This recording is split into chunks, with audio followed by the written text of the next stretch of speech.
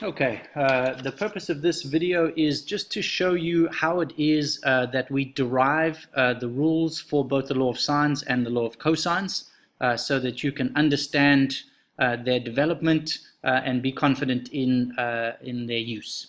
Okay, and so what we're going to do is I'll start with the derivation of the law of sines, and so this is what we're attempting to show is true, that sine of A over A equals sine of B over B, which of course could be extended to say sine of C over C. And what we're going to do is start off with triangle ACB, and you'll notice with triangle ACB it is a non-right angle triangle. At no point are we given any right angles. And so the first step in the derivation of the rule is to drop an altitude CD.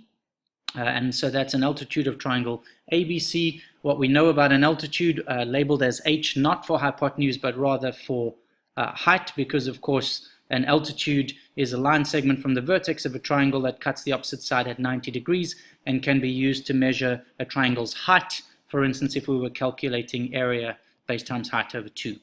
Okay, so back to the point. What we're attempting to do is to show this is true because this is the law of sines. And so what we're going to do is I'm going to start off and I'm going to solve in triangle ADC as if I were attempting to find the length of CD, which is denoted by H. And so I'm going to use SOHCAHTOA in this particular case because I do have a 90-degree angle in triangle ACD. And so what I can do is I can say sine of angle A is equal to opposite, which in this particular case is denoted by H, over hypotenuse, which in the case of triangle ACD is side B.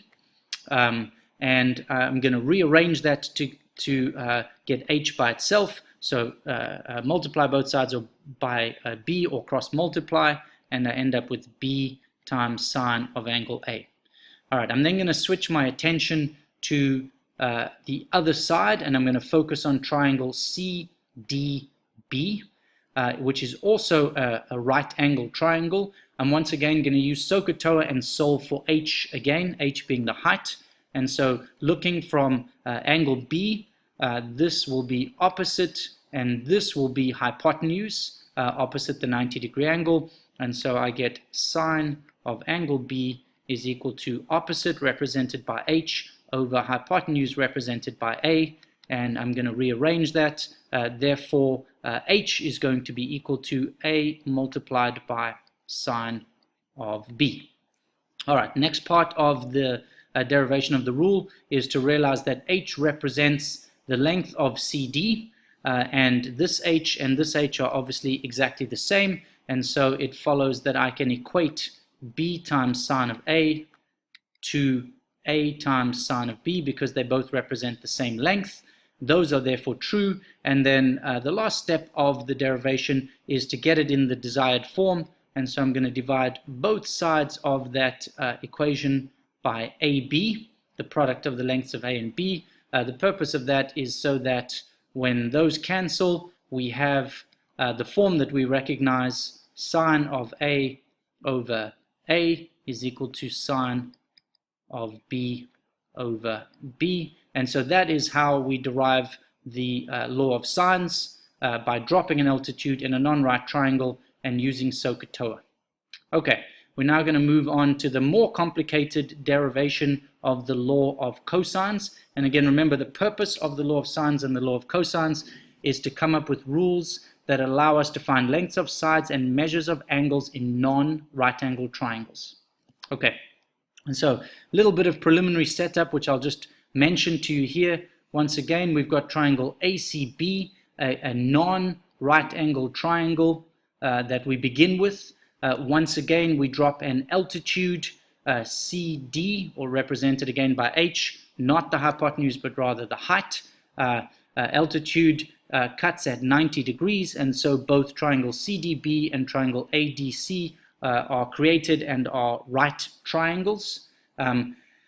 And then what I've done is just added a little bit of extra detail. This length over here is side C because it's opposite angle C in the large original triangle. If I denote DB as having a length x, then side AD would be C minus this piece over here, and so that's where I get the C minus x from. Okay, and so now I've explained a little bit of the setup of the triangle, and now I'm going to show you how it is that we derive the law of cosines using this setup. So I'm going to begin over here in triangle BCD. So I'm going to start in triangle BCD. So focusing on this triangle over here, it is a right triangle, and so what I'm going to do to begin with is just use Pythagoras' theorem. According to Pythagoras' theorem, a squared would be equal to h squared plus x squared, and then I'm going to isolate the h squared term, and so h squared would equal a squared minus x squared. All right, so all I've done is used Pythagoras' theorem, and I've isolated the h squared. Then what I'm going to do is do something similar in triangle ACD this time. So I'm focusing on triangle ACD, and I'm going to use Pythagoras' theorem again. B squared is going to be equal to h squared plus c minus x squared, because that's the length of AD. And as I did in the other triangle, I'm just going to isolate the h squared. So h squared is equal to b squared minus c minus x all squared. Okay, as with the other example, if I have h squared equal to this expression and h squared equal to this expression, and I know that those h values and therefore their h squared values are the same, I can drop out the h squared and equate a squared minus x squared equal to b squared minus c minus x squared. Okay, and then what I'm going to do is to start to move it towards the form that is familiar to us, I'm going to just isolate the b squared. Okay, and so I'm going to get b squared is equal to a squared minus x squared plus c minus x squared, and that comes from moving the c minus x squared. It was a negative, I move it over to the other side and it becomes a positive. So I've got b squared equals a squared minus x squared plus c minus x squared. I'm now going to do a little bit of algebra. I'm going to take c minus x squared and I'm going to distribute that out. So b squared is equal to a squared minus x squared plus, and here we're going to have c minus x multiplied by c minus x. And so I'll just continue that, a squared minus x squared plus, and then we're going to do some distribution. C times c is going to give us c squared. We've got c times minus x, so we have minus cx. Minus x times c is another minus cx, and minus x times minus x is, of course, plus x squared. If you pay attention to a couple of things, you'll see here we have a minus x squared and here we have a plus x squared, and so when we add and subtract like terms, those are going to cancel out, and then we're going to just simplify a little more. B squared is equal to a squared plus c squared minus cx. Minus cx is, of course, minus 2cx. Okay, and now you can start to see it's taking a form very similar to the one we're attempting to show is true. The last little piece, of course, is to get rid of the x. And the way we're going to get rid of the x is revisit our triangle over here. This is, of course, a right triangle. And so what I'm going to do is I'm going to use an expression which will allow me to isolate x by itself and therefore make a substitution. So what I'm going to do is I'm going to take angle B over here. I'm going to use adjacent, and I'm going to use hypotenuse, and I'm effectively using SOHCAHTOA, and I'm going to say that cos of angle B is equal to adjacent, which is represented by x, over hypotenuse, which is a, and that's going to allow me to say that a multiplied by cos of B is equal to x. If that is true, I can, of course, in the place of x, substitute in a multiplied by cos of b. And so that's what I'm going to do over here.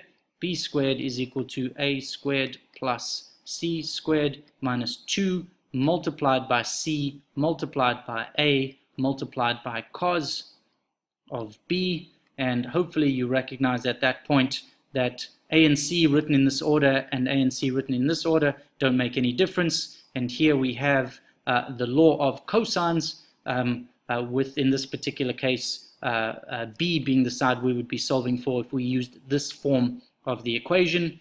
And that shows the derivation of both the law of sines and the law of cosines.